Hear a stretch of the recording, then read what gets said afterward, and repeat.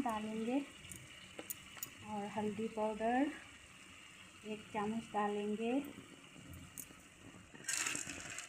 अच्छी तरह से मिला लेंगे इसको।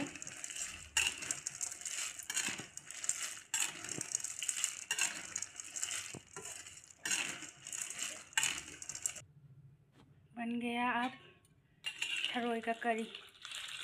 कैसा लगा मेरा थरोई का करी? अगर अच्छा लगे तो दोस्तों मेरे YouTube चैनल पर एक सब्सक्राइब ज़रूर कर देना। मैं इस तरह से हर रोज़ नया नया वीडियो लेकर आती हूँ, तो मेरे चैनल पर सब्सक्राइब ज़रूर कर देना। तो आज के लिए इतना ही। बाय बाय दोस्तों।